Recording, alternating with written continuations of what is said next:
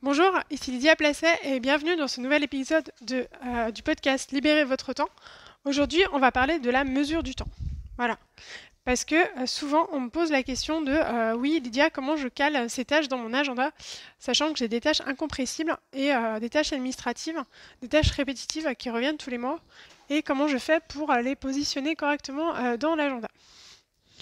Alors, avant de les placer dans l'agenda, parce que effectivement, il va falloir le faire à un moment ou à un autre, ce que je vous propose, c'est d'abord de mesurer le temps que vous passez à faire ces tâches. Pourquoi? Parce que souvent, quand j'ai les personnes en entretien, en rendez-vous gratuit de 30 minutes, elles me disent toujours «Ah oui, mais ça prend un temps fou de faire tout ça, du reporting, ça peut être du reporting, ça peut être rentrer des chiffres dans un tableau Excel, ça peut être des bilans, bref, peu importe». Elles me disent «Ça prend un temps fou», mais je leur dis «D'accord, ça prend un temps fou, mais c'est combien de temps ce temps fou exactement?» On n'a pas tous la même mesure du temps fou. Pour moi, une tâche qui prend un temps fou, c'est une tâche qui va prendre plus de 30 minutes. Voilà, en dessous de 30 minutes, j'arrive quand même à la gérer. C'est pour ça que la première chose que je vous propose, ça va être de mesurer ce temps. Voilà, mesurer le temps réel que prennent chacune de ces tâches, une par une, ou en même temps, si vous les faites en même temps. Mais bref, avoir une vraie mesure. Parce qu'un temps fou, en fait, ça veut rien dire. Et quand on ne sait pas, on ne peut pas planifier. Donc, la première chose que je vous demande, ça va être de mesurer. Pour mesurer, on me demande ouais, mais c'est quoi les outils que tu utilises? Tu as un système de tracking? Comment tu fais? Comment tu t'y retrouves? Bref, alors vous savez que je ne suis pas fan de la multiplication des outils parce que qui dit multiplication des outils dit multiplication des erreurs, et des oublis aussi, hein, voilà. Et puis, prendre en main un nouvel outil, ça prend du temps. Voilà, faut aussi être lucide. Si vraiment cet outil, il est génial et il va changer votre vie, oui, allez-y, foncez, testez-le et vous verrez. On parlera des outils dans le prochain épisode d'ailleurs parce que c'est une demande récurrente. Alors, moi ce que j'allais vous dire, c'est au départ, faites-le mano mano, faites-le à la main.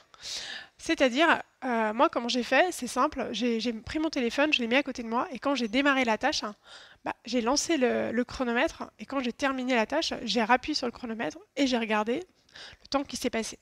Et tout ça, j'ai tenu des comptes sur un petit tableau Excel ou sur une feuille de papier, comme vous souhaitez. Et j'ai fait ça sur environ 2-3 semaines. Je pense que 3 semaines, c'est une bonne mesure, voilà, pour pouvoir améliorer votre système. Et j'ai regardé le temps fou que ça me prenait vraiment à faire cette tâche. Effectivement, vous allez vous apercevoir, si vous faites ça, si vous arrivez à tenir sur les 3 semaines, que déjà, normalement, si c'est une tâche répétitive, eh ben, vous allez passer de moins en moins de temps à la faire. Donc ça, déjà, c'est cool. Ça veut dire que finalement, bah oui, l'habitude fait que vous êtes de plus en plus efficace. Et c'est souvent le cas, d'ailleurs.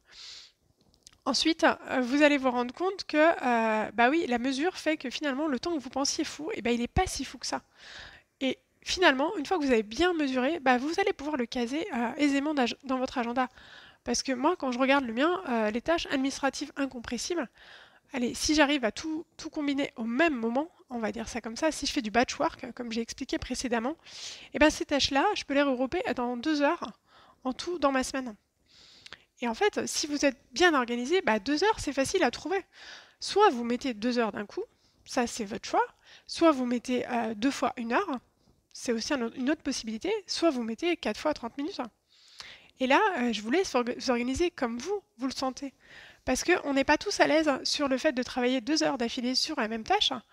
Il y en a qui vont préférer faire quelque chose de plus routinier et tous les jours de prendre 30 minutes pour le faire. Voilà, et c'est pour ça que je vous dis, à un moment, c'est à vous de vous prendre en main et à tester, expérimenter et regarder ce qui vous convient vraiment. Mais sans la mesure, sans mesurer vraiment, vous n'allez pas pouvoir améliorer votre système. Et c'est pour ça que ce que je vous propose, c'est d'abord de mesurer, ensuite de tester et après d'améliorer. Ok? Eh ben, merci en tout cas pour toutes vos questions qui me permettent de donner des réponses à tout le monde dans ce podcast et je sais qu'il y a pas mal de personnes qui apprécient d'avoir des réponses. Si vous avez d'autres questions, je vous invite à les poser donc en ligne, soit en commentaire des vidéos, soit vous pouvez m'écrire à lydia.placet@gmail.com. Vous pouvez aussi aller sur mon site et vous abonner à la newsletter et voir tout ce qui est intéressant pour vous. Et sinon, ce que je vous dis, c'est à la semaine prochaine.